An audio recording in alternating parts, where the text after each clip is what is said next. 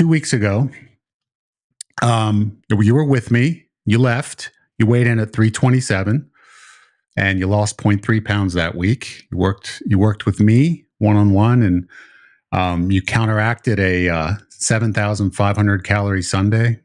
Monday, Tuesday, Wednesday, Thursday were good. Got you down 0.3 pounds. So you rebounded quite nicely. Then, following week, you were on your own, went back home. You're on the job hunt. Stress is just hitting you from every single angle imaginable. And it's 327 to 331.6, 4.6 pound weight gain. And then this past week, that 331.6 became 334.4, a 2.8 pound weight gain. You are 20.3 pounds away from your all-time high. How quickly do you think we can get there? I'm wondering, like, are we just headed in the wrong direction? I mean, this whole I'm time. glad you have a good sense of humor. I mean, for the viewers' sake, maybe we should just go with it, because the momentum is building in a certain direction here. Now, I know last week we covered exactly what's going on. Like, stress is at you could say an all-time high. It's definitely at a extremely high level at this point in time. So mimicking an all-time high. And I have a friend who's going through some unknown medical situation, waiting for some test results. And today she's eating and shopping. So that's what people do when they're stressed. They do things to try and not feel stressed. I mean, that's just human nature, is get me away from this. And if I have something I can use as a tool to make me feel better, I'm going to use it, because I don't want to have to carry that burden the entire day. I want relief. So this all makes sense. It's not, and yes, you have a food addiction that's you've carried with you your entire life. That is your number one weakness. That's what you gravitate towards when times get tough. And knowing what we know, that stress is very high. There's unforeseen circumstances in your future as of now that you're trying to resolve when it comes to career and such. And you got weight gain of 4.6 and 2.8 over 2 weeks. That just shows that you're doing whatever you can to make yourself feel better during the job hunt and until you get some answers. And my question to you is, I know that you don't take notes, and I know that you can't give me a rundown of what happened this week.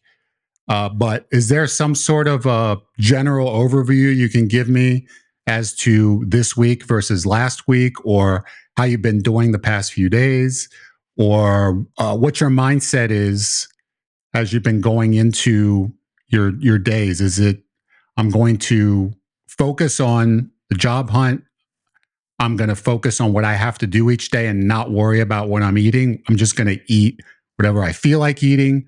Or are you putting some intentionality into it, that whereas you're eating less than you normally would, or you're avoiding certain things that you normally would eat if it were just no holds barred, and I'm going to do anything I want to do without any restriction? What is it that's going into your daily meal planning or lack of planning?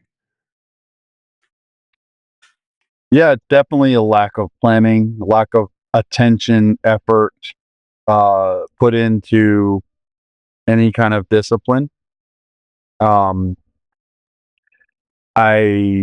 will say, like, Thursdays stand out to me, because usually that's the day where I would get tight, right, and just do everything I can to get the weigh-in number right on Friday morning. And both Thursdays, the last 2 Thursdays, I'd start with better intention, but without having a morning meal prep, ready to go. I haven't done my grocery shopping, those types of things. I'm just like, I'm just kind of taking it willy-nilly, and willy-nilly in freedom in that regard is not a good thing, not successful at all. So yeah, I mean, like it starts, I guess, probably with getting loaded up with groceries every weekend, and with my mind being where it's been.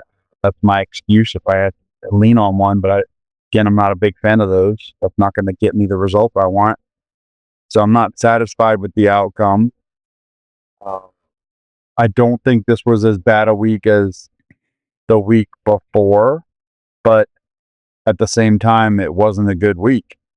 Candy bars are definitely there. I mean, it's almost to the point where I'm not even enjoying them as much. I'm saying, like, it's sad. I'm not even like, it's just, but one leads to the other. And, You know why? yeah, The more you indulge, the more you desensitize yourself. And it just takes, if one candy bar at one point in time was a treat and exciting, and you consistently have that one candy bar, you're going to be tempted to have two. And then when two becomes a new standard, then three. And then when you're in a stressful situation and you're used to eating three candy bars, that three candy bars feels like it's just maintaining you. I just need this to feel normal, as close to normal as I can. To feel good, I would need even more. It's that you can't, you need to almost overload, because your body gets so accustomed to what it is that you're consuming, that in order to really gain that what you're chasing, which is the escape, you need to load up even more in order to make it special, because it's no longer special. The chemicals in your brain, they get accustomed to a certain amount, and that certain amount is just sustaining you. I mean, you see the same thing with drug users, where they'll consume a certain amount of a certain drug and it gives them a high, and then eventually that amount that they're consuming is no longer giving them that high. It's just they don't feel high anymore. They feel kind of just at an even level. They're not getting the high, and that's what they want. They want to feel good. They want something more, and so they go to a double dose and a triple dose, and it consistently, your body ends up regulating itself to what it is you're giving it, which is why you have drug users that can go from taking one painkiller to 40 a day, because they just work their way up. Systematically, they're just adding to it. And this can work the same way. Like if this is going to be used as a crutch, inevitably, as stress grows, so will the desire to try and chase that feeling that you're not getting from food by eating more. Like I need more to try and give me something. Give me that feeling that I have experienced in the past when I'm eating certain foods. If I'm not getting that, the temptation is, let me just go ahead and consume a greater amount to try and chase it.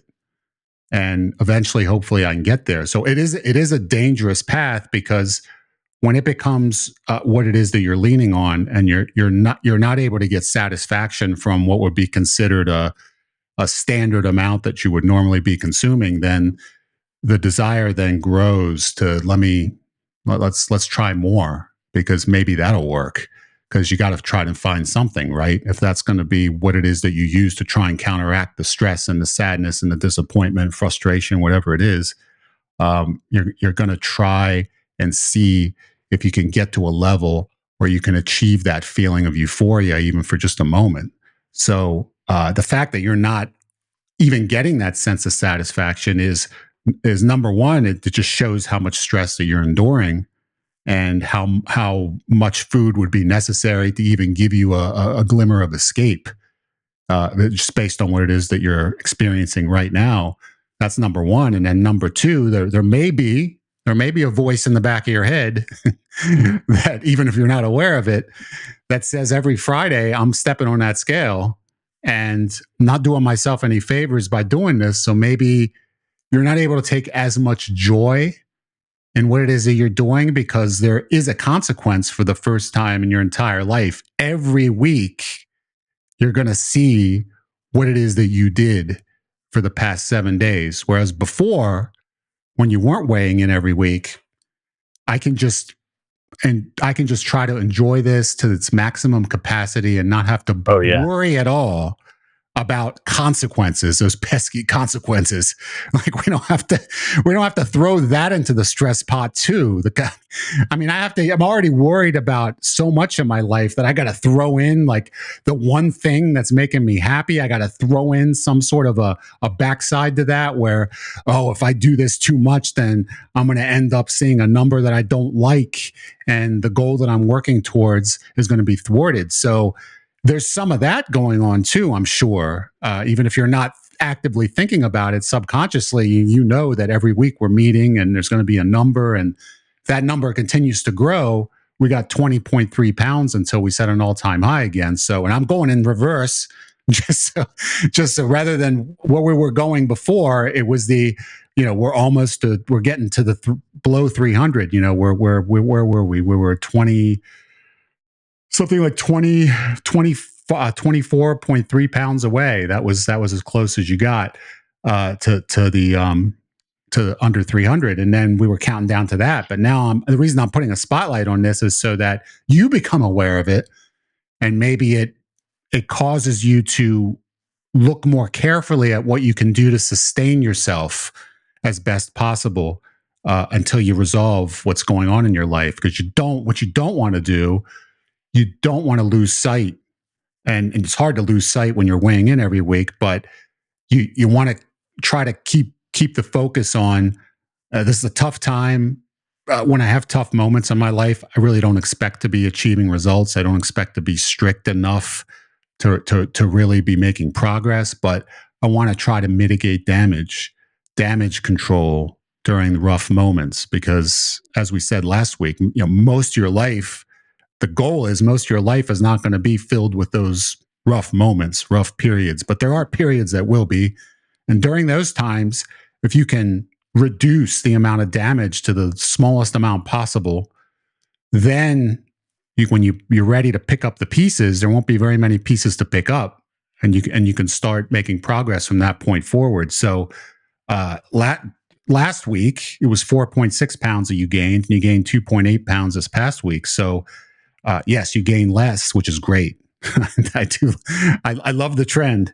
It is a significantly lower weight gain, and that really your goal at this point in time needs to be to see what you can do in your own life to muster the presence of mind to say that I'm not going to be able to get enough satisfaction from what I eat to counteract what it is that I'm going through. Like it's just not going to work. So I can do one of two things. I can consistently try to achieve that and end up gaining 20 plus pounds in the process, or I can give that up while accepting the fact that I'm not going to be tightening up my diet until everything is resolved. I can make choices where that food is used in such a way where it's not going to harm me. At least it'll keep me in this range until everything resolves itself. Because you can get away with quite a bit in a day in terms of foods that are not pro weight loss and still just maintain. You're still at a size where you're burning off a lot of energy just moving around, and you can still have a healthy amount, to use the term, healthy amount of excess calories, and to be able to as a comedian, make yourself, to be able to make yourself feel a bit free, and to sustain this period of stress without going overboard. Do you think, because you know yourself better than anybody, and you know what you do day to day, and you know where it is you've been, and you've been doing this long enough now for the past 6 months, you know what it's like to just live in a day in your shoes when you're doing what you're doing this past couple weeks, especially when you're doing what you're doing now. Is it conceivable that you'll be able to get yourself over the next week to the point where you can stabilize this, and just, instead of having, I don't know what you're having, you know what you're having, but instead of 5 candy bars, having 3, something to just even this out, so that way we don't leave the 330s and start, feeling bad on a totally different level? Yeah. That, yeah. I'm really, yes. The answer is yes, I can. I think you put it really in good perspective with a couple of things you've said already today. And these are things that I would not have gotten myself to without you, to be honest with you. I guess going first with going in reverse numbers, we're only 23 pounds away from setting a new all-time high. That's an eye-opener. You know how to play psychology with me greatly. You do a great job with that. I know you've helped a lot of other people too. So that is speaking to me. And then, more recently, this last point, taking some pressure off of saying, it's a weight loss period, and then, that helps me feel like if, maintenance is good enough right now. And that takes a little pressure off, because if I'm overly focused on weight loss and in a situation where it's pretty inevitable that's not realistic, that sets me up for failure, which then becomes another added stress. So, and the point you made about, I'm going to sit here and chase all these candy bars or whatever vices I have until I'm satisfied. And the point is, never going to be satisfied. I'm never going to fill the void of what I'm searching for truly. And I think I'm starting to feel that. And then when you just put it in words, it makes more sense. It doesn't mean this is going to be easy, but at the same time, like, it's hitting home a little bit that, like, this can get a whole lot worse if I don't get intentional. And at the same time, I don't have to be, real strict on myself. I just need to not be an idiot. And I think that there's definitely room to play with that, to not be a complete idiot and just keep this perspective throughout the week. And I think that maintenance is really a realistic goal. It is. It is exactly what I think anybody who's on a weight loss trajectory is going through a rough moment and they gravitate towards food as their stress relief. Um, they're just going to have to accept the fact that during those rough times, that particular goal is going to pause.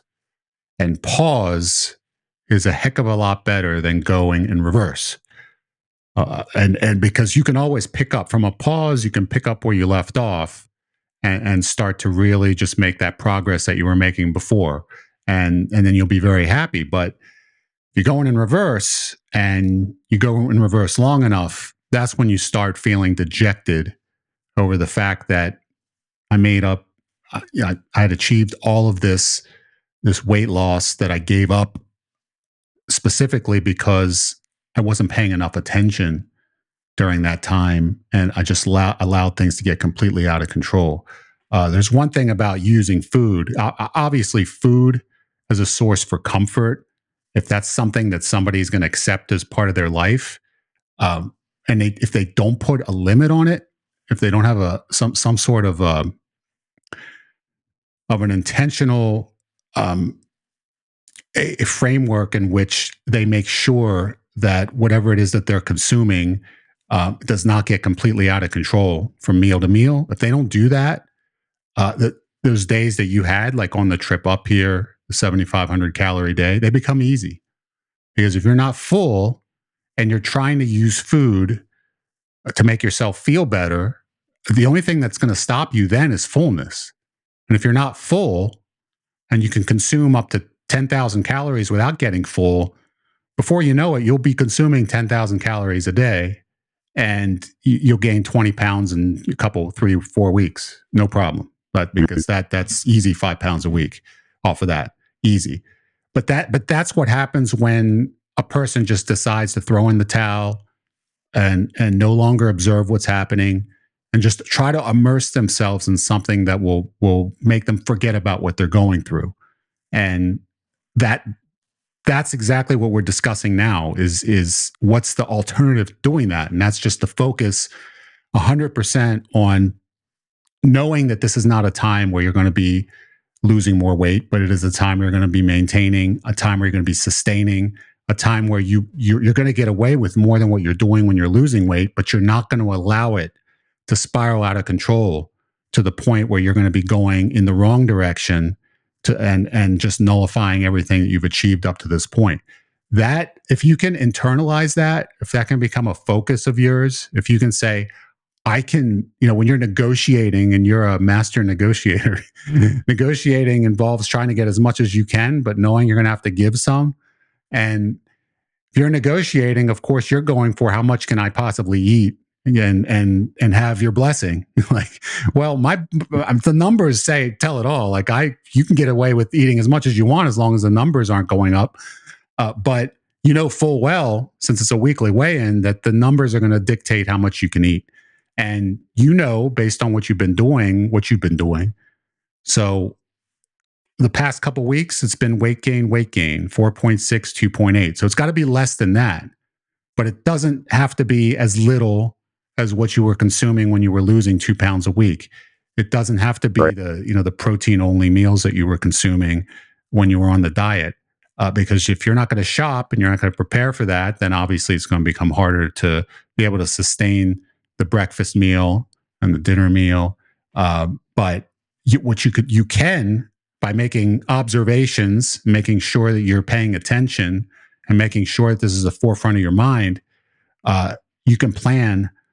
When I stop into a convenience store, if I'm going to a job interview, I'm traveling, I'm going to stop into that convenience store and I'm going to intentionally make a selection here, based on knowing that I want to enjoy myself, but I don't want to do myself any harm. I want to achieve both goals. You can achieve both goals at the same time. You can enjoy yourself and you can avoid harming the number to the point where it's continuing to go up. That's an intelligent, adult, mature decision to make, where it is you put some limitations on yourself while still being able to get the joy that you're getting out of the food that you're eating. That at this point in time, that has to be the focus. There's going to be no other option, given your set of circumstances, given your frame of mind. That would be the best possible result of all this, would be during this whole job search, till everything's resolved, your schedule is finally back to the way that you want it. It would be a perfect time, at that point in time, to be able to look back and say, all right, I stuck myself into the 330s, mid 330s, but now I'm ready to keep going. I'm ready to get back in the 320s quickly and then just start hitting new records. And that's, at that point in time, you'll be happy with the fact that you sustained yourself at that level and didn't allow things to get out of control. You'll be proud of yourself. And if you could try to think of how it would feel to be able to accomplish that, to be able to tell yourself, I was able to achieve that goal for myself during a very difficult time, that would be a huge win. No, you're absolutely right. And I'm actually in a better space talking to you today than I probably was the last time we had a conversation. This is awesome. And I'm hearing what you're saying. I'm actually able to take it in and appreciate, this, what would have been tragic, is happened. It's happened. You know what I mean? Like, it's already happened. I've already gone over 330, but at the same time, I'm still in a great position relative to where I started. Yes. And I have to appreciate that. I have to just disregard, what I got down to. That's not the factor anymore. It's all about this day forward. And, I can, if I look at the past, I can look at the bad numbers, Mhm. and know that that's ancient history. Yep. And I do want to stay within reasonable distance of getting back where I've been recently and do better than that. This is all reasonable. And I think that, in some ways I've still been looking at this in a restrictive manner. Like, I need to start my day with the protein. I need to do so and so. And then when the stress hits, it's like, I'm I'm hungry, or even if I'm not starved, I need to go get this fixed. And if I can have a little bit more room to just be reasonable, I mean, like, honestly, if I would just, I mean, if I go back to my days in the 350s, if I just had I've maintained 350. It sounds stupid, but like I maintained the 350s for a while, and I wasn't doing some of this stuff that I'm doing now. I was going through regular life, and there might have been some rough days, but like in general, I wasn't consistently attacking my progress, in a toxic way. I was actually just living life, going through the regular daily stresses of life, and relatively keeping it together, like not, at least not going up at a significant clip. So there is a lot of room, and that helps me too. There's a lot of room between what it takes to lose 2 pounds and what it takes to gain 3 pounds. There's a lot of room in there, 7-day period. So I've got to find that room. I've got to find it, and I don't have to go all the way. I just gotta not do damage.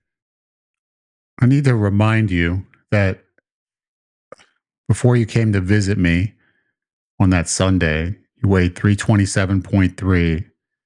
And on that Sunday, you ate 7,500 calories with 925 grams of carbs and 400 grams of fat, okay, on that Sunday after the 327.3 weigh-in, which was on a Friday.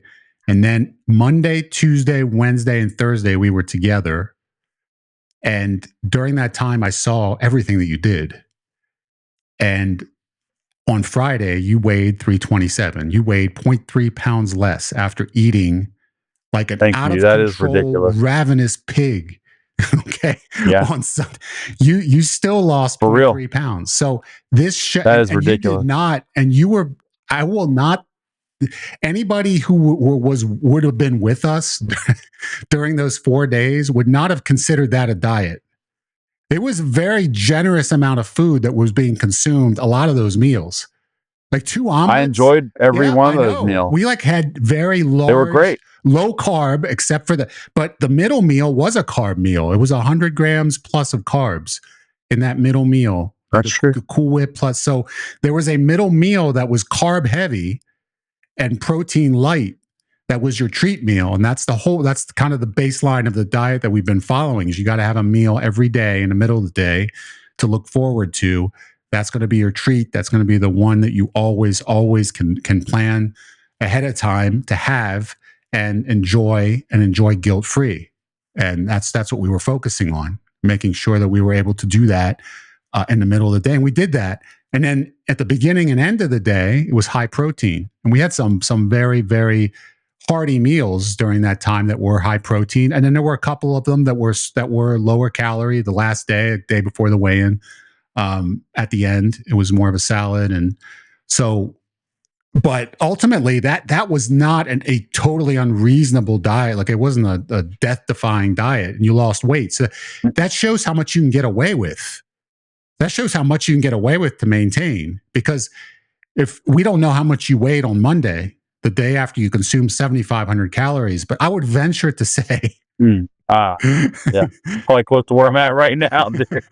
I mean, it's pretty remarkable to know that in 4 days, it was only Monday, that's 4 days worth. It's just over half a week.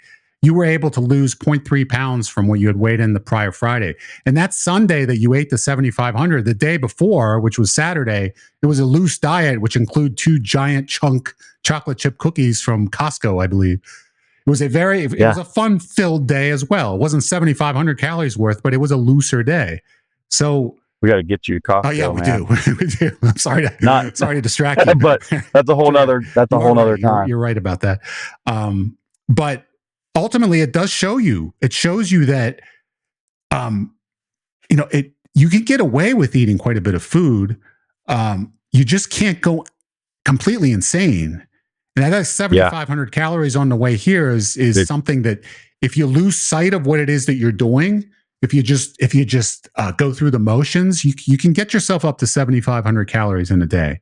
It's not that hard, especially when you're talking about junk food, because junk food's packed with carbs and fat. And that combination of carbs and fat equals lots of calories. So you're getting a huge amount of calories per candy bar, and you're having 5 of them, and then you're having cupcakes, and then you're having, there's so much, all that adds up really fast. But if you're cognizant of what you're doing, you could say, I want to have these foods. Like, these foods I'm not giving these up. I'm having these as part of the diet. I want to look forward to them.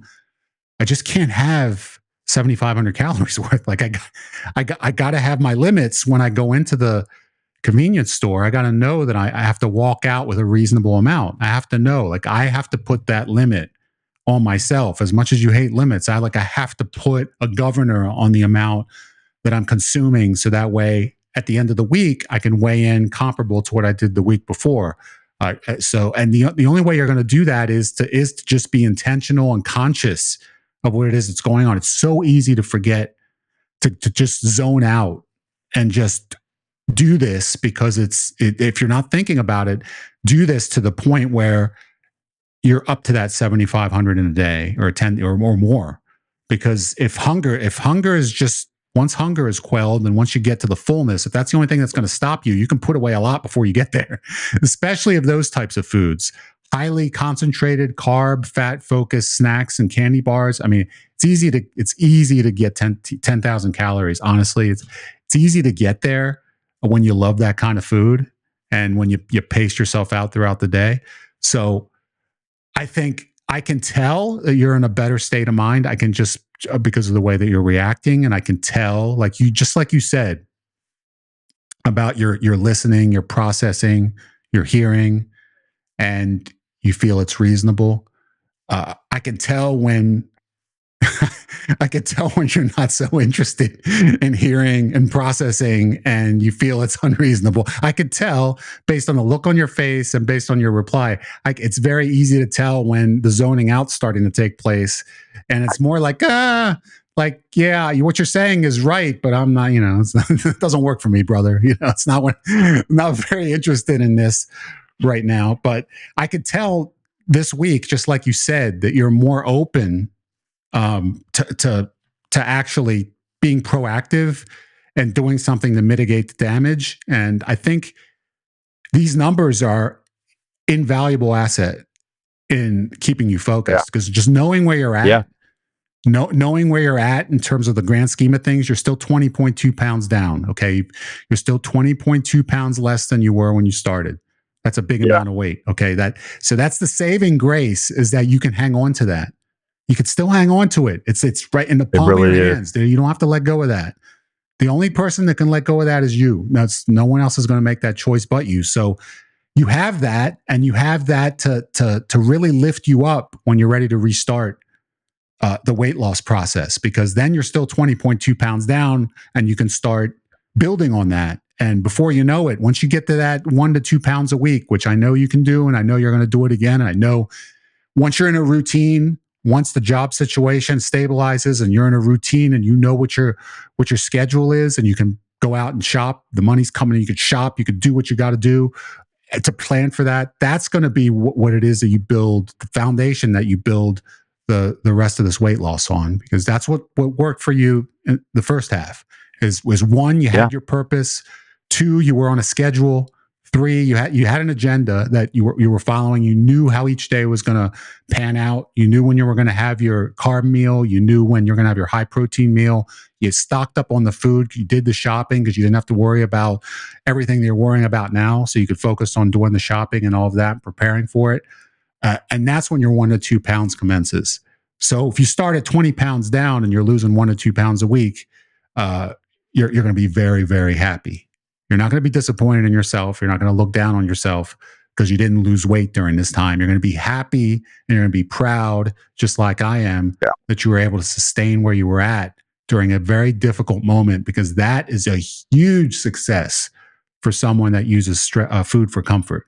Huge success. There's no other way to look at it.